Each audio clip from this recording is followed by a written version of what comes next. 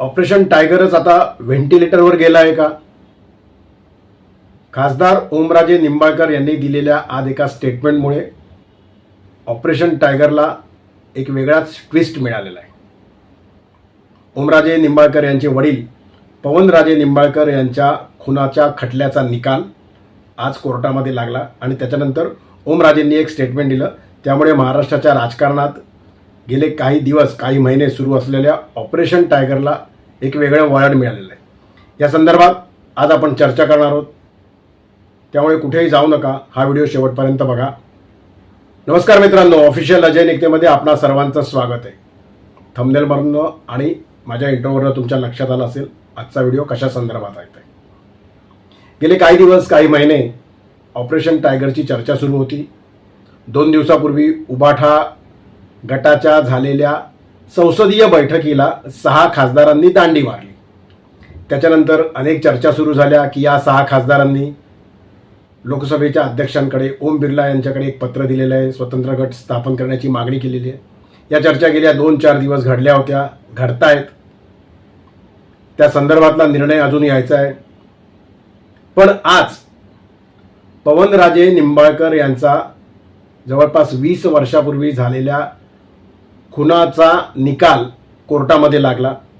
त्यांचे चिरंजीव उबाठा गटाचे खासदार ओमराजे निंबाळकर यांनी त्याच्यानंतर आज मीडियासमोर येऊन एक स्टेटमेंट दिलं. ते हेच ओमराजे निंबाळकर जे 2 दिवसापूर्वी झालेल्या उबाठा गटाच्या खासदारांच्या संसदीय बैठकीला गैरहजर राहिले होते आणि त्यामुळे ऑपरेशन टायगरमध्ये जे 6 खासदार फुटून उबाठा गटातनं फुटून एक वेगळा गट स्थापन करतील किंवा शिवसेनेमध्ये सामील होतील अशी ज्या चर्चा घडू लागल्या होत्या त्याच्यामध्ये ओमराजेंचं नाव होतं. पण आज त्यांनी एक स्टेटमेंट दिलं की मी माझा निर्णय अजून घेतलेला नाही आहे. तो माझा निर्णय मी माझ्या मतदारसंघात गेल्यानंतर माझ्या जनतेबरोबर माझ्या मतदारांबरोबर चर्चा करणार आहे आणि मग मी माझा तो निर्णय जाहीर करील. त्यामुळे ऑपरेशन टायगरला एक वेगळा ट्विस्ट मिळालेला आहे, एक वेगळं वळण मिळालेलं आहे आणि म्हणून ऑपरेशन टायगरच आता व्हेंटिलेटरवरती गेला आहे का अशी शंका घ्यायला, अशी चर्चा करायला एक वाव निर्माण झालेला आहे. लक्षात घ्या मित्रांनो, ओमराजेंनी येऊन आज मीडियासमोर काय सांगितलं, त्यांना प्रश्न विचारल्यावरती की तुमचा निर्णय हा आजच्या खून खटल्याच्या निकालावरती अवलंबून होता का, तर त्यांनी स्पष्ट सांगितलं की या खून खटल्याच्या निकालाचा आणि माझ्या अनुपस्थितीत राहण्याचा किंवा माझ्या निर्णयाचा कुठलाही काडीमात्र एकमेकांशी संबंध नाही. मात्र मी माझा निर्णय अजून घेतलेला नाहीये. तो निर्णय मी माझ्या मतदारसंघात जाऊन नागरिकांशी, जनतेशी, मतदारांशी चर्चा करून, कार्यकर्त्यांशी चर्चा करून जाहीर करणार आहे. आणि त्यामुळेच ऑपरेशन टायगर यशस्वी होणार का? जे 6 खासदार अनुपस्थितीत राहिले होते त्यांच्यामध्ये ओमराजे स्वतः असल्यामुळे जर का त्यांचा निर्णय बदलला गेला तर 2/3चा जो आकडा लागतो खासदार फुटीच्या नंतर त्यांच्यावरती कुठलीही कारवाई न होण्यासाठी, तो 6चा आकडा कमी होईल. मग ऑपरेशन टायगरला एक वेगळं वळण मिळेल का? आणि जर का ते तसं काही वळण मिळालं, जर निर्णय बदलला गेला तर महाराष्ट्राच्या राजकारणात, केंद्राच्या राजकारणात परत वेगळ्या घडामोडी घडतील का?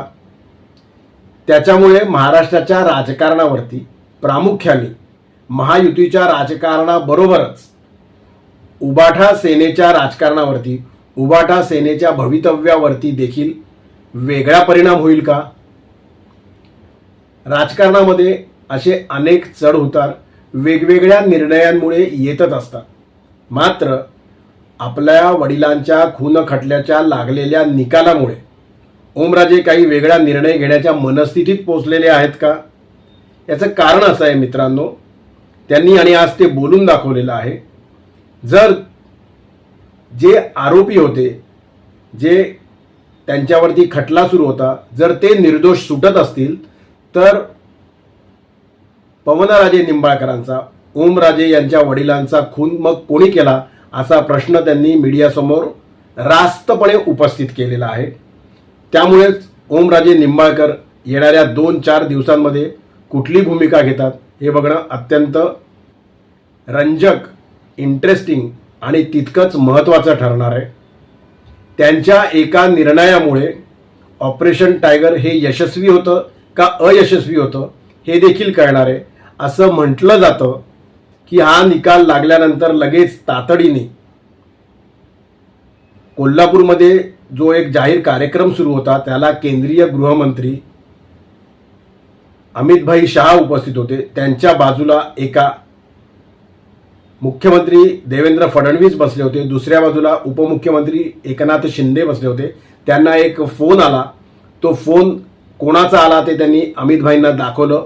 मग ते स्टेजच्या मागे जाऊन ते त्या फोनवरती बोलले आणि त्याच्यानंतर कार्यक्रम संपल्यावरती त्यांनी मीडियासमोर येऊन असं सांगितलं की केंद्रीय गृहमंत्री अमितभाई शहा यांनी CBIला तातडीने निर्देश दिलेले आहेत की या खून प्रकरणाबाबत आज जो निर्णय लागलाय त्या संदर्भात हायकोर्टामध्ये जाऊन दाद मागायची आहे.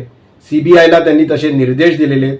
त्यामुळे या सर्व गोष्टींचा परिणाम ओमराजे निंबाळकर यांच्या आजच्या स्टेटमेंटवरती येत्या 2-4 दिवसात ते घेण्यात असलेल्या भूमिकेवरती काय होतो हे आपण बघणार आहोत.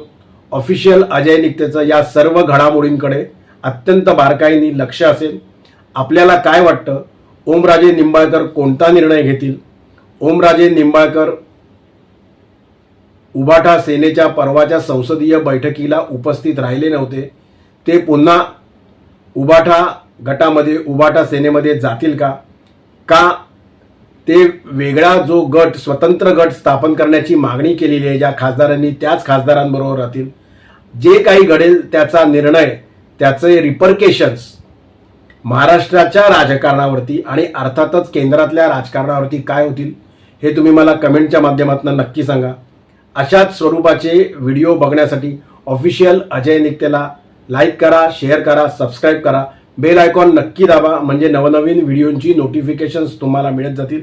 तुमच्या कमेंटची मी वाट बघतोय. या व्हिडिओवरती देखील तुमच्या प्रत्येक कमेंटला उत्तर देण्याचा मी प्रामाणिक प्रयत्न करत असतो. त्यामुळे या व्हिडिओवरती देखील तुमच्या कमेंट मी अपेक्षित करतो. तोपर्यंत आपली रजा घेतो. धन्यवाद.